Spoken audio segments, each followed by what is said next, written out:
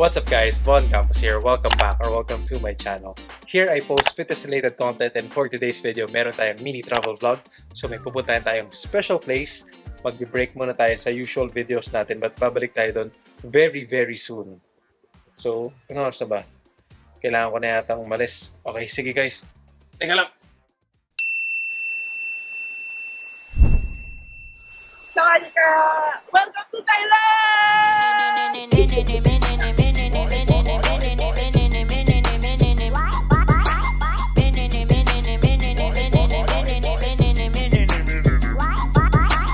Good morning! Day Second day in Thailand. Today.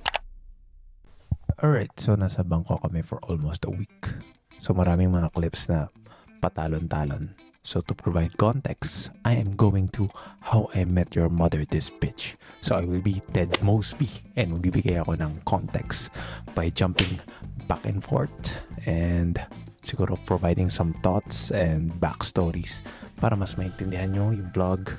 So before we start, please like the video, subscribe if you haven't already, and turn on post notifications so you won't miss any of my future uploads. Kung fitness content lang ang habol nyo sa channel, okay lang, you can leave, you can come back next video. But before you do, please leave a like, comment. Alright, so let's go right back to the vlog. Second day pa lang. Second full day. Second full day in Okay. Thailand. We're now headed to Cairo Coffee to get some Americano before hitting the Yeah. gym.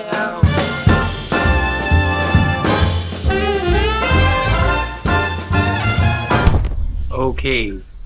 So, una natin gagawin today is magbubuhat muna. Ay, hindi pala una. Nagkape na tayo kanina pala ng trips. Gawa muna tayong pre-workout. Siyempre, from Athlene. Oh, may recurring character talaga. Salamat po, Athlene. Nakakarating tayo ng ibang bansa kasama yung supplements nila. Again, pag nag-take ako ng pre-workout nila, 2 scoops.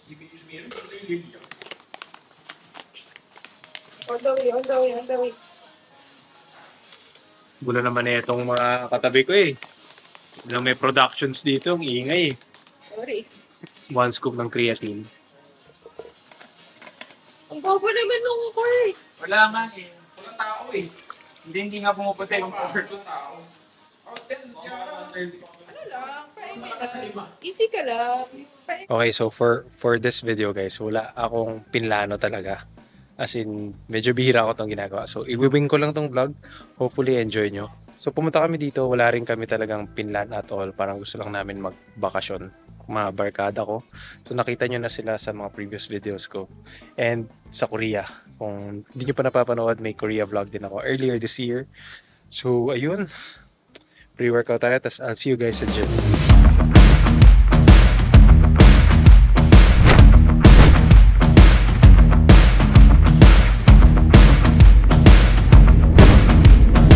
Alright, so tapos na kami mag-gym. Okay yung anytime nila dito, wala masyadong tao. Parang hindi famous yung anytime. Dapat magbubuhat kami sa isa pang gym na malapit sa Airbnb na. Kaso, medyo pricey. So, tipid-tipid muna. So, anyway, next stop namin, magkikita-kita kami kasama ng iba naming friends. Pagdating ko doon, update ko kayo. Cup, day 2 in Thailand. So we're now in, ang tawag dito? Supaniga Group, local Thai, which is a Michelin star. Michelin? Totoo ba? Bigas. Totoo. Oo. Okay. Nice. Na-joke. Oh shit. Hindi pala to. Pag pupunta ba ng Thailand, Miro, anong magandang gawin dito? Marerekomenda mo sa... Sa mga pupunta. Econ. Kasi dito, Bawal yun. okay. Pero legal kasi dito, so might as well try. Party. Huwag nyo tatry. Party. Bawal yung nare-recommenda nyo. Masama yun. Uy, may mga nanonood na children ito. Gagod 2 araw na tayo dito. Wala pa tayo napapala. Itadakimasu. Like, parang Gucci. Gucci pero di matamis. Ito yung beef with holy basil ba yun?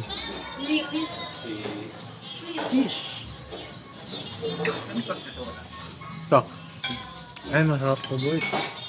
Hindi ka lang ka-asim. Pad Thai Maru.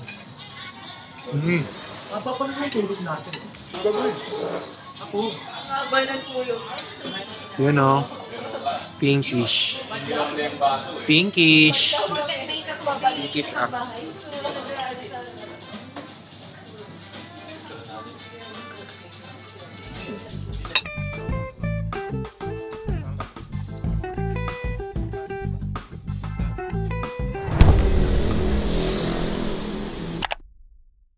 Goods. Candy lang yan. Delikado yan ah. Trolley po. Di naman. Trolley lang yan. Di naman kagabi nga earthquake. Huwag ganun. Happy kayo. Happy pa. Mas mahirap. Ganun. Agad ka na. Ah, sige. 100. Oh, Ano, papalagan kita. Tayo picture ako. power up kay. Ayan na. Ahim? Sarap. Ahim ah. Gano'ng karami? Sige ka ate. O, maliit na to. Sorry, after break ko lahat. Grabe ka. Libre daw ni Stephen. Promotor. Pinapasubo niya. Tulak. Sinusubuan ka. Sorry. Gutom na naman lahat. Kaya nga eh. Relax na kumain. Hoy, divide by 3 nga. Ready na naman si Madam oh. Madam Tulak. Madam Tulak, tingin dito Madam Tulak. Madam Tulak. It was at this moment that she knew. She fucked up.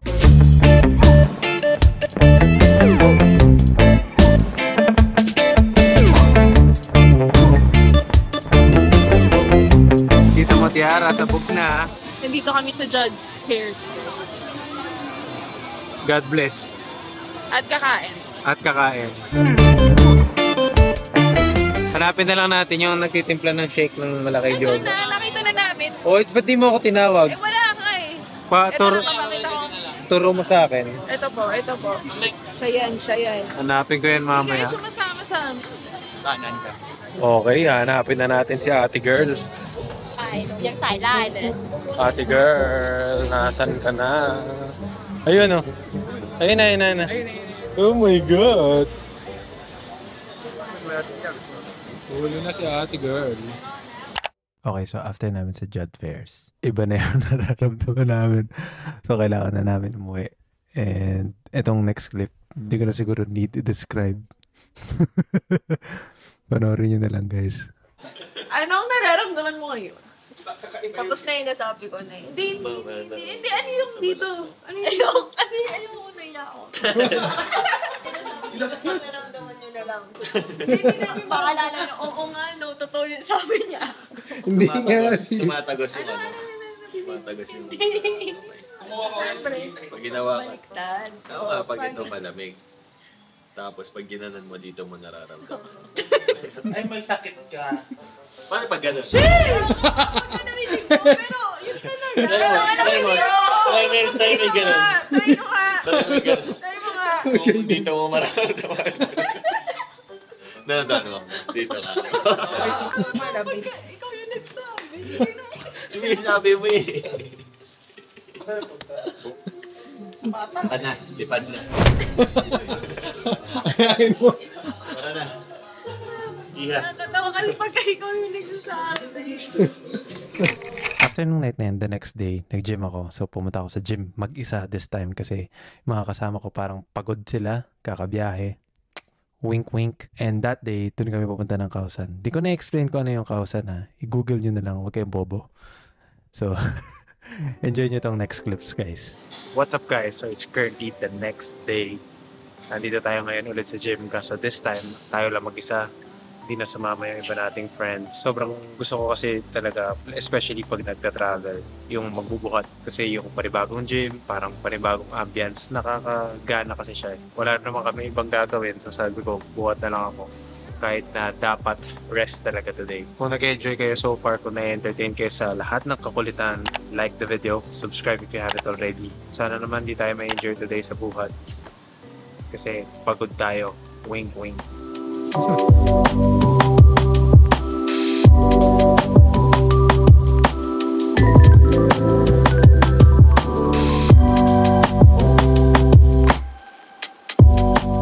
Also, ano nga pala, shoutout sa Anytime Fitness dito sa Nang Limchi.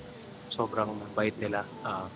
Kung makakapunta man kayo ng Bangkok, tapos kung malapit kayo dito sa area and member kayo ng Anytime, try nyo mag-check out dito kasi ayun, balak talaga namin magbuhat sa isa pang gym pero since member tayo ng Anytime, parang may free pass makapasok. So, yun, try nyo dumaan dito. Sobrang ganda, maayos yung lahat ng gamit nila. Medyo similar din naman dun kung ano meron sa Pilipinas but may mga added sila dito like may stiff bar, tapos meron yung ano ba tong bar? Sa maraming bar.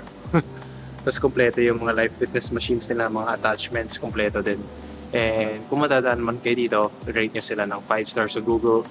Tapos, yeah, shoutout sa kanila. Sobrang bait. Sobrang accommodating. And pinayagan nila ako mag-film. So, Okay, so after kong mag-gym, bumalik na ako ng Airbnb and nagpahinga ng onte. Tapos, later that night, pumunta kami dun sa Platinum Plaza. So, para siyang Tiangge na mall. Then, pumunta kami ng Kawasan. Kids, I guess darating din sa inyo.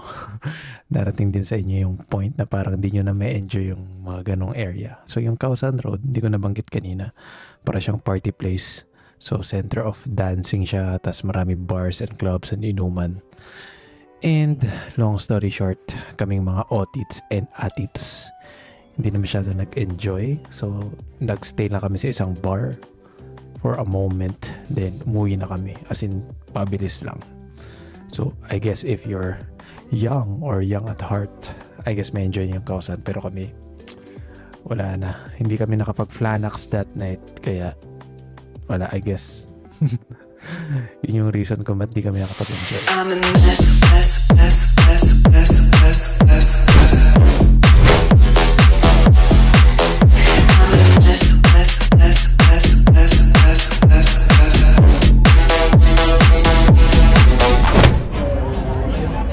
Nahihilo ko na naglalakad tayo. Hello. Baho kasi. Kung college, pwede tayo.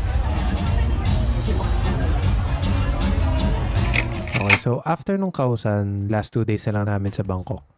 And at that point, parang ina-enjoy ko na lang yung buong trip, yung buong vacation. So, hindi na ako masyadong nakapag-film. But I'm sure you can relate na pag nagbabakasyon kayo, even nung bata pa tayo, na ayaw mong matapos yung bakasyon. So, yun na yung nararamdaman ko at this point na parang, oh my God, gusto ko na lang siyang i-enjoy. Gusto ko na lang siyang parang i-cherish, syempre, spending time with my friends na parang talagang naging pamilya na for me. Yun yung yung nararamdaman ko at this point. So, sorry kung di ako masyadong kapag-film, but enjoy this next part. Sawadika, we're currently in Wat Arun. So it's our fifth day. Day 5. So Wat Arun. So how to get here? Take a Grab. Ayun mo ko. Parang okay lang naman sa akin maglibot ng ganito. But hindi ko siya na-enjoy ngayon. Sobrang init. Sobrang mainit yan. Watch nyo na lang sa YouTube yung story nitong Wat Arun. So tired. I don't like this. After na lang ng video na to, alamin nyo kung ano yung Wat Arun. Search nyo na lang dito sa YouTube. Pero ang ganda. Appreciate mo yun. Paano nila ginawa yan, diba dati, noong unang panahon. Tapos kung ilang tao na yun nabengkong dito. Pag naglalakad, lalo na pag gabi. Welcome po. We're here Ay, ganda. sa Wat po. Sa tabi lang. Kasi walang pera ang mga person. 200 baht. Mga tambay. Mga herbs. Mga herbs, may pera. Mahal. So, bumili na lang ng kape. 100 baht. Wais. Busog ka pa. Tinipid kasi last 2 days na namin. Oo. 100 baht na lang ang aming nasa bulsa. Paano lang po? Medyo pahingi po ng pera. Kamsahamnida. Kumawoyo. Chingodus. Bye-bye. Last day. Let's fucking go. Last day na natin ngayon sa Bangkok. Pupunta kami ngayon dito sa dessert place na kinainan ni Lisa. Siyempre as a blinky. Para siyang dessert place eh. Search nyo na lang, huwag kayong bobo. Pero last day na namin, flight namin mamaya madaling araw. So ang agenda today, last minute pasalubong shopping and last minute kain kung saan man. Yeah, I hope nag-enjoy kayo sa video kahit medyo gulo-gulo. But kayo na lang pumunta dito tapos kayo mag-vlog. Trips, yan daw yung in-order ni Lisa. Ito daw. Ewan natin kung e-keps eh. Pero ito daw yung order. Yan ba talaga? Miro. Ito daw yung dessert ni Lisa, boy. Na parang mapulbo ah. Tikman natin ah.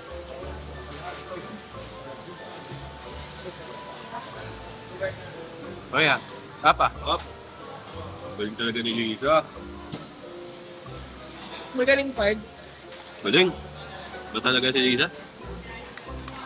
Anong masasabi mo? Genevieve's. Parang ginawa lang sa bahay eh. Oo, crunch. Pero pag kumain ka daw dyan, gagaling ka sumayaw. Yun. Yun, dance series ang may madam. Isang order pa nga.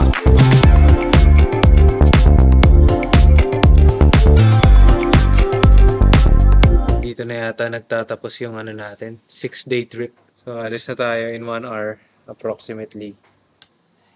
6-day trip na puro tukso. Tukso ng pagkain. Huwag kayo pupunta dito para magbisyo. Punta kayo dito, tawag doon, makipag-bonding, making memories, friendship. Kayong gagawa ng masama.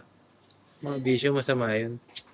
Okay, siguro before I end this video, may gusto lang akong i-share sa inyo guys, or may gusto lang akong iwan na message sa inyo. First is, if you made it this far, thank you for watching this video. I know hindi ako masyado nag-upload ng mga lifestyle shit lately kasi medyo na-trauma ako nung gumawa ako ng vlogs about Blackpink concert and yung Korea trip namin. Medyo doon nagbago kasi yung channel ko. Doon kasi nag-start yung channel ko na bumaba yung algo, bumaba yung engagement. So, I don't know kung dahil ba doon, but for some reason, doon siya bumaba. So, medyo kabado ako. Ayun, kung umabot kayo dito, salamat. And, yun, I would really appreciate it if you would leave a like. And secondly, gusto kong sabihin sa inyo guys, ito kasing trip na to, may 2 reasons kung ba't ko siya ginawa. One is to parang encourage you guys to travel. Hindi naman kailangan matagal, hindi naman kailangan exposed kayo dun sa culture ng pupuntahan nyo, or hindi naman kailangan parang may gawin kayong meaningful, but just travel, diba? See the world. Kung wala kang means at the moment, save up and travel sometime later. Ayoko nang i-list lahat ng reasons kung bakit kailangan mo mag-travel, but for me, ang most important thing is hindi ka na magiging ganito kabata ulit ever. Kaya travel, enjoy, gawin mo yung mga bagay na sasaya ka, magbibigay sa'yo ng happiness. Kahit na maligaw ka, at some point tatawanan mo na lang siya eh. Kahit na mabudol ka, diba? At some point, lesson learned. Marami kang matututunan. So, I encourage you guys na talagang mag-travel kayo if you have the means. Pero if wala, there's nothing wrong about that. Save up and travel sometime later. Second reason kung ba't ko ginawa tong video na to is to cherish yung moments na kasama yung friends ko. We've known each other for 10 plus years, ever since college. From teenagers up until now, kung ano man tawag sa amin, professionals, young adults, or whatever, we grew up together. Hindi na sila basta barkada lang or friends for me. Parang mga kapatid ko na talaga sila, alam mo yan. Right now, habang ini-edit ko tong video na to, medyo nasasepang ako. Gusto kong i-document. Marami akong mga clips na hindi nasama dito sa vlog na to. Syempre, merong For Our Eyes Only. Again, never na kami magiging bata ulit. Never na kami magiging 28, 27 ulit. Kaya, documenting these moments, very important talaga siya for me. And I hope, never ako naging parang vocal about our friendship or whatever. Siyempre sa isa't isa, hindi rin namin ginagawa kasi that's so cheesy, di ba? Parang, ew, kadire. Pero, ayun, I love you ko talaga yung mga tao na yun. Kaya kung pinapanood nyo to, I love you, maruko kayo lahat. Ayoko na, baka umiyak maru pa ako dito. Pero, ayun, thank you for watching. And I hope nag-enjoy kayo sa video na to. Medyo fun, medyo light. Wala masyadong fitness, although meron pa rin kasi nag-gym pa rin tayo sa Thailand. I hope may mga pick up kayo, hindi lang basta dun sa sinabi ko ngayon dulong part, but marami pa. Ayun, hindi naman ako sa nagyayabang or whatnot. I'm really grateful kung ano yung mga nakukuha ko at the moment sa mga barkada mo ko. Thank you ulit. Until sa susunod na bakasyon natin, until sa susunod na trip, until sa susunod na pagkikita. I hope walang mag-away. Pero ayun, I'll see you guys on the next one. Again, this is Von Campos reminding you to follow your passion. Kahit na 0. Ay, mag-focus. Anyway, follow your passion. Kahit na 0.1%. follow your passion kahit na 0.1% progress lang everyday. Ha? Nakalimutan ko na yata. Again, this is Von Campos reminding you to follow your passion kahit na 0.1% progress lang everyday. Okay lang kasi it will all add up someday. I'll see you on the next one, guys. Sorry, medyo mahaba yung video, but I hope nag-enjoy kayo. Bye-bye!